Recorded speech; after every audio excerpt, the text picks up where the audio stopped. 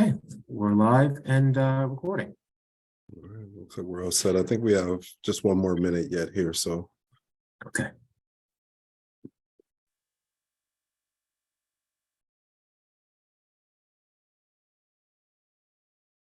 And it is 1 o'clock. Good afternoon, everyone. My name is Michael Dowry, serving as receiver for the city of Chester. I'd like to welcome you to our Municipal Financial Recovery Advisory Committee meeting. Today is Tuesday, February 14th, 2023. Slight correction there, Cody, on the agenda. Welcome to 23, everybody. It's been a while since we've met. Thank you for coming back together here. We'll work our way around on behalf of the Governor's Office and Department of Community and Economic Development. We are joined here today by Andrew Sheaf. Good afternoon, sir. Good afternoon. And on behalf of Delaware County Council, we are joined today by Ms. Kelly Diaz. Good afternoon. Good afternoon. And as always on these calls, we have our Chief of Staff on this assignment and this engagement, Mr. Vijay Kapoor. Good afternoon, sir. Good afternoon. And Executive Assistant also on loan on this assignment from DCED. We have Mr. Cody Dill. Good afternoon. Good afternoon. Thank you. We will keep the waiting room and keep monitoring the waiting room to see if we are joined by the Mayor Kirkland and Councilman Morgan on behalf of the city. But we're going to continue to press forward. Our first regular item for business is public comment. Mr. Dill, would you mind addressing that section? Sure. Thank you. So since our last meeting, there haven't been any more public comments received. They have kind of slowed down over the past few months, as we've mentioned. We'd continue to love, though, to get the community's feedback on all of the stuff that we're discussing, all the different matters that the committee addresses here. So please continue to reach out at info@chesterreceivership.com. Again, that's info@chesterreceivership.com. Thank you. Thank you, Mr. Dill, and thank you for the communications you continue to send out. I'll just make a note here, whether it be through our distribution list via email or our website, chesterreceivership.com, and or our Facebook. Cody, thank you for all the work you're doing to keep the public informed. If anyone is not receiving those communications or would like to be a part of that distribution list, please feel free to reach out and we'll get that squared away right away. So our next agenda item is the status of Receiver's Recovery Plan. I'm going to roll this into the next 3 agenda items. I'll quickly just mention that we continue to try to fill vacancies for the city. Please continue to check out the city's website for postings, job postings. Most notably right now, we are actively recruiting for a chief financial officer. And we'll continue to work our way down, but it is critical to get that finance guru in place to work hand in hand with Chief of Staff Leonard Leitner on advancing city administration and operations from that side. So please continue to support that and make referrals, recommendations. We look forward to engaging the public on that. And I also would make mention of the Municipal Comprehensive Plan. Significant planning endeavor that the city is undertaking here, along with the vendor CH Planning. The community engagement, much more work needs to be done in that regard. Just would ask that the public keep the ears open and be watchful for communications that will go out to solicit input and engagement with the community on that project. So. But to the bulk of it, to the remainder, I'd like to defer to Mr. Kapoor to provide a general update on the plan modification, bankruptcy, and where we are with the recovery plan effort. Sure. Thank you, Mr. Receiver. Good afternoon, everyone, members of the committee and members of the public. I apologize. I don't have a handy PowerPoint presentation for today regarding the various things that have been going on here in the receivership and with the city of Chester.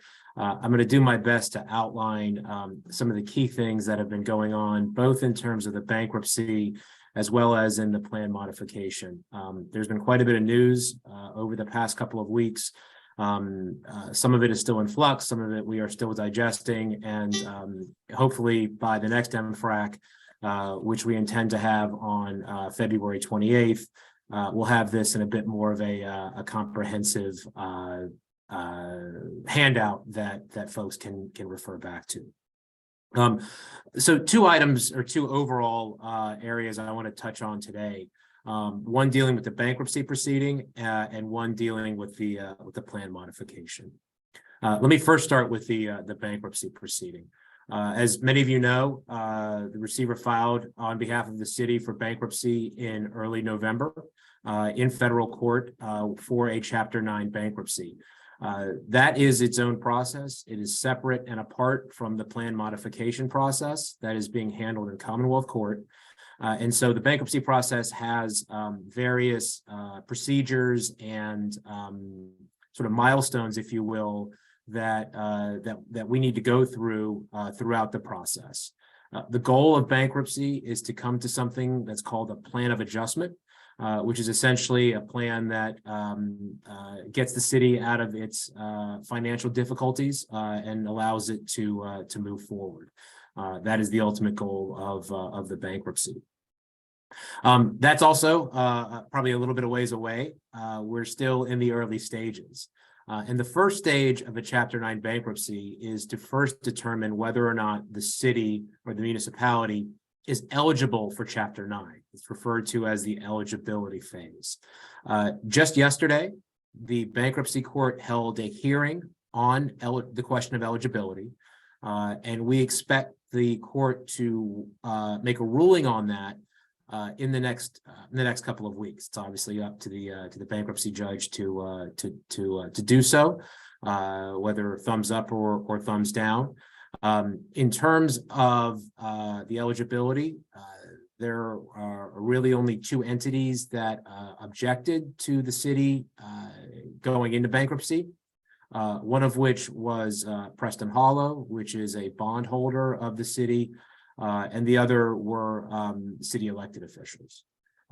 We again anticipate the judge's ruling on that issue in a couple of weeks, if not sooner. The second thing that's going on here with respect to bankruptcy is a mediation process. Early on, the receiver asked for judicial mediation, and Judge Mary Walrath was appointed to be the mediator out of the bankruptcy court in Delaware, and she has been holding mediations. The ultimate goal here, if we can, is to come to some type of consensus agreement regarding the plan of adjustment. And the mediation process obviously is something that's important to try and get there. The bankruptcy mediation process is also confidential, so we apologize, but we can't go further into the discussions that are being had here, other than to say that we're approaching this in good faith to try and figure out a solution to the city's very complicated financial situation. Also, an update in the bankruptcy is a retiree committee has been appointed. A retiree committee in a Chapter 9 bankruptcy is a committee made up of retirees who essentially speaks for the retirees.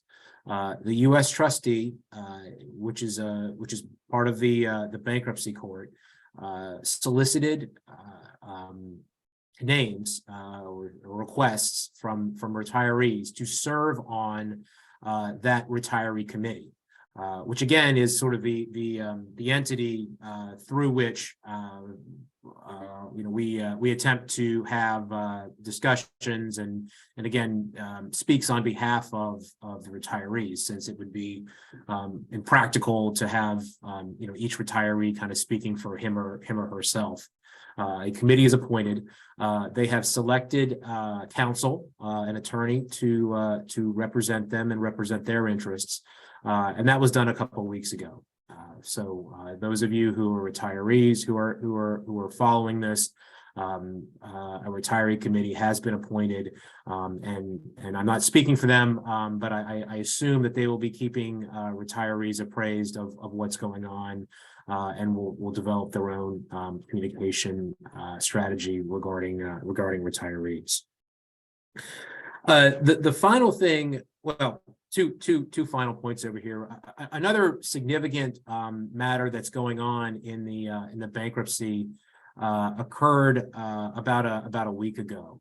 One of the issues, many of you have been following the discussions about monetizing the Chester Water Authority. And those, I think, we've kind of discussed that quite a bit. The receiver's position is and continues to be that he's open to keeping it in public hands, and that again, we're trying to reach some type of good faith resolution on this. The other matter, another issue that has come up here that many folks may not know about, has to do with Delcora, which is the wastewater treatment authority here in Delaware County. And the issue here and kind of what's going on here, let me start with what's sort of like going on with Delcora, and then talk a little bit about what was filed and where that stands. Is as many of you may or may not know, Delcora signed an agreement to be sold to Aqua America several years ago. That matter has been in litigation and is also before the Pennsylvania Public Utilities Commission, who has to sign off on any sale of any utility to a private entity. Where Chester comes in, and Chester's interests come in kind of more specifically than just the general general Delcora matter, is that in 1973, when Delcora was formed from a variety of the municipalities' wastewater treatment systems, there was a provision in that initial agreement that stated that if Delcora ceased to operate, then the assets that in this case Chester contributed to Delcora would revert back to the city of Chester. Revert means essentially go back to, and the legal term for this is referred to as a reversionary interest. And so, the issue over here is that if Delcora is sold to Aqua or anybody else, the Chester, we obviously want to make sure that Chester's rights are protected, and to make sure that those assets come back to the city of Chester, or otherwise able to be monetized by the city of Chester as per the 1973 agreement.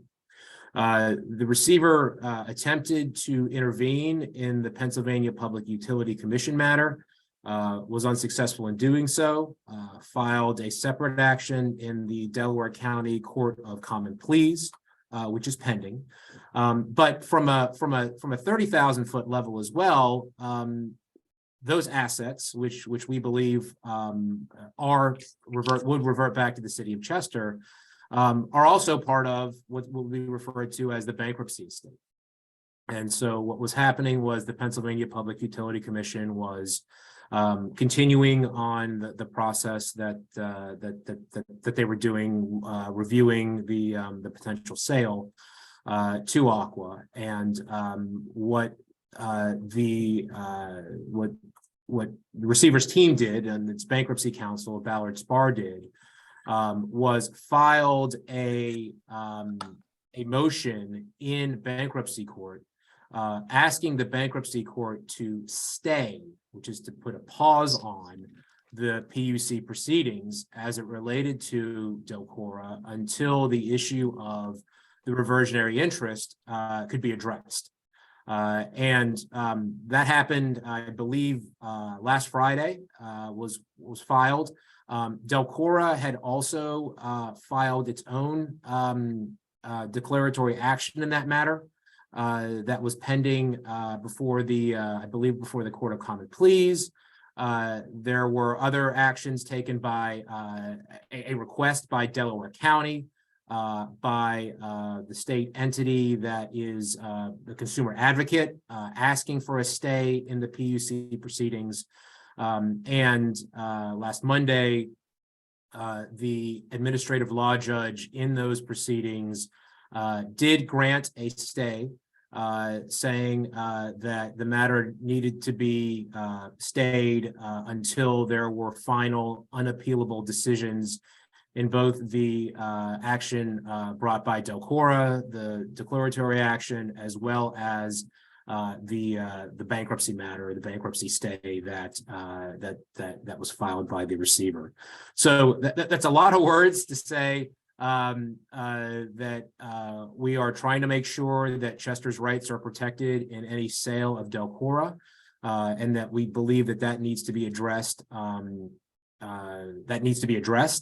First and foremost, and that the proceedings right now before the Pennsylvania Public Utility Commission, before the administrative law judge, are on pause.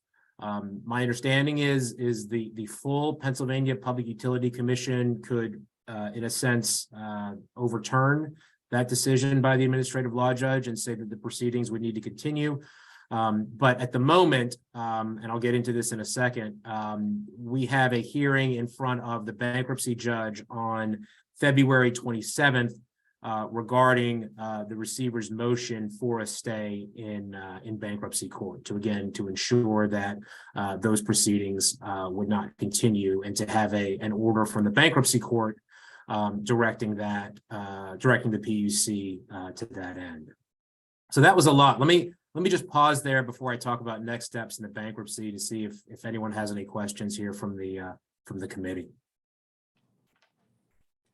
Thank you, Mr. Kapoor. Acknowledge Mayor Kirkland and Councilman Morgan. Thank you for joining us this afternoon. Any questions of Mr. Kapoor before we continue on? Thank you, Mr. Kapoor. Can please continue. Sure. So let me then talk about kind of upcoming hearings in the bankruptcy court matter that again, just for folks' calendar and if they're following it. On February 27th, there are going to be two hearings, well, not two hearings, but two matters before the bankruptcy court. The first of which, as I mentioned, is this motion to enforce the stay. So this is regarding the Delcora matter. That is going to be brought before Judge Chan in the bankruptcy court. The second one, and it's been a while since we've discussed this, is the parking contract with PFS, and to kind of take folks back as to what's going on with that and why this is being dealt with in the bankruptcy court as well, is that PFS was the parking vendor for the city of Chester. The receiver acted to terminate the contract with PFS on various grounds. The Commonwealth Court found that the contract was void because the city didn't follow proper procurement procedures.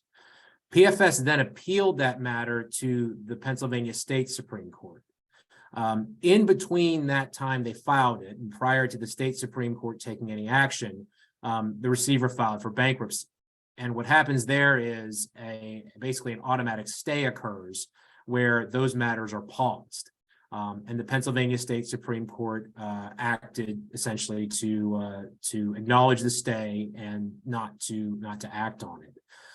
So the matter, in some respects, is still kind of pending before the state Supreme Court.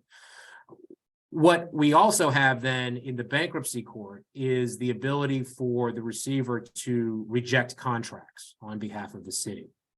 And so what the receiver is doing here has placed PFS on notice that seeking to reject this contract in bankruptcy court. So again, a different proceeding using bankruptcy rules as as opposed to the matter that's happening in state court.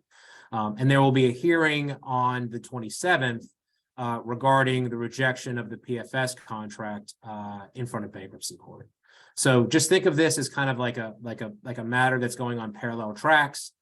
This is happening in the bankruptcy court, and what was happening in the state court is paused and is stopped. So any questions on that? And then the final upcoming hearing, and this is not something that the receiver filed, but actually an action that or a motion filed by the Chester Water Authority. On March 6th, the bankruptcy court will be holding a hearing regarding a motion filed by CWA, essentially asking who is paying the counsel for the elected officials. This is a little bit arcane for me in the bankruptcy proceeding. I'll confess I'm a little bit out of my league on this, but that motion was filed, I believe, at the end of last week, and the court has set a hearing date again for March 6th on that matter in bankruptcy court. So that is my bankruptcy update. Does anyone have any questions on that before I move to the plan modification update? No? Okay.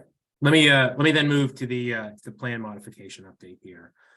This will be a little bit, at least from my end, shorter than the bankruptcy update. Again, as many of you know, back in November, the receiver filed a plan modification dealing with operational issues surrounding the city. After a discussion with some of the council members and the receiver was able to reach a compromise agreement with Councilmember Roots and filed a amended plan modification in December.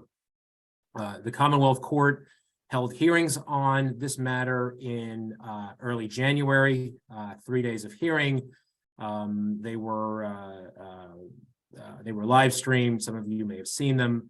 And then on January 31st, the Commonwealth Court issued a 46-page decision regarding the plan modification. And I'm not going to necessarily go into all of that today. What's part of it, I'm going to save that for a later MFRAC. But in the judge's ruling on January 31st, Judge Seisler found a couple of areas where she thought that the receiver, frankly, went a little too far and allowed the receiver to resubmit those initiatives to the Commonwealth Court, which we did on Friday. We just received word a couple of hours ago that the Commonwealth Court has approved the refiled plan modification and has confirmed it. So we're obviously grateful for that.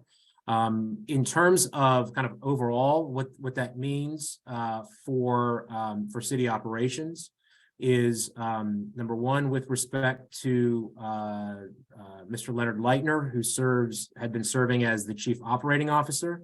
His title is now going to be Chief of Staff, which is the title in the administrative code here in Chester.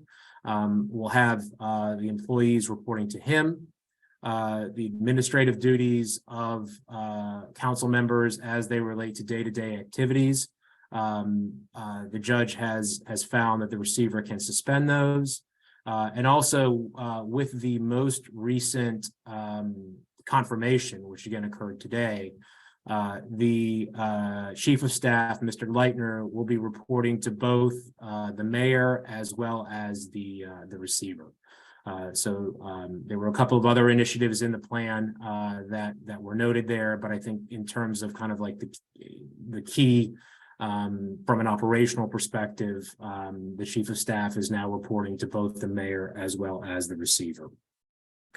Four of the city elected officials have filed a notice of appeal and a request for a stay with the state Supreme Court. That is pending before the state Supreme Court. The receiver responded last Friday, opposing the appeal and opposing the stay. And so at this point, we have a confirmed plan that we are moving forward with and moving forward to implement. But just wanted to note that in terms of the appeal as well. Councilmember Roots did not join in the appeal of the Commonwealth Court decision.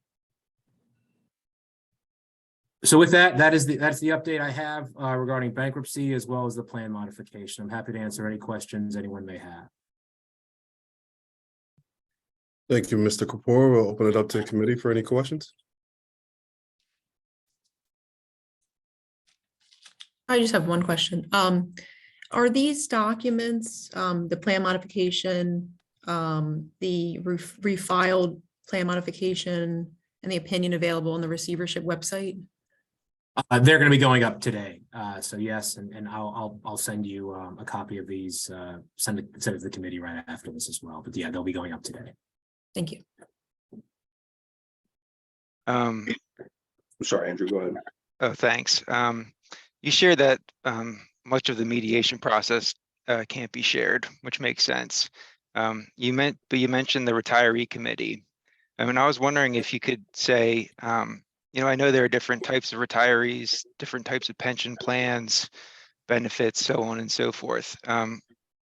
Or is there only one committee for all retirees?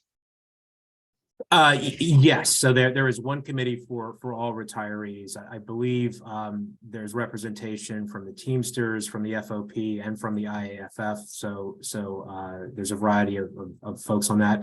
The U.S. trustee was the entity that selected the retiree committee. So I want to be clear, this wasn't, the receiver didn't do it, the unions didn't do it. This was handled via an entity related to the bankruptcy court. But again, I'm not exactly sure of the specific criteria that the U.S. trustee used.